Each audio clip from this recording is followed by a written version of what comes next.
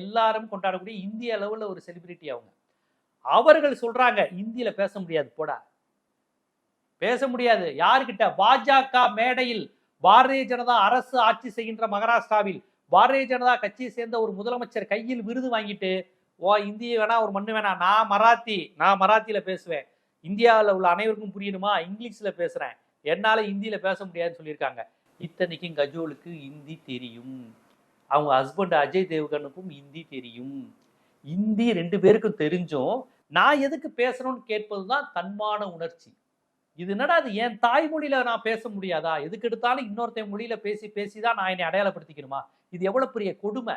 நான் என்னை பத்தி பேசும்போது, நான் விருது வாங்கும் போதும், நான் என்னை கண்ணீர் விடும் போதும், பாராட்டும் போதும், எதுக்கு எடுத்தாலும் நான் எதுக்கு இன்னொரு மொழியில பேசணும்? அப்ப நாங்க எங்க தனித்துவம் என்னாச்சு? எங்க மராத்தி மொழி என்னாச்சு? என் பிறப்பு, அழுக, கண்ணீர், காதல், கொண்டாட்டம் இதை என் மொழியில நான் கொண்டாட முடியாதா?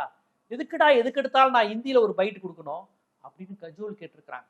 அவங்க ஒரு மிகப்பெரிய பாஜக எதிர்ப்பாளர்லாம் கிடையாது, அப்படி இந்துத்துவ எதிர்ப்பு போராளிலாம் கிடையாது. ஆனாலும் அவர்களையும் இந்திய எதிர்ப்பு பேச வைத்திருக்கிறது மராத்திய மண், தாக்கரே மண், சிவசேனா ஏற்படுத்திய அந்த இந்தி எதிர்ப்பு, மும்மொழி கொள்கை எதிர்ப்பெல்லாம் இன்னைக்கு அதை தாண்டி பாலிவுட் கோலிவுட்லயே எதிரொலிக்க ஆரம்பிச்சிருச்சு. பாஜக உண்மையில் பதறுகிறது.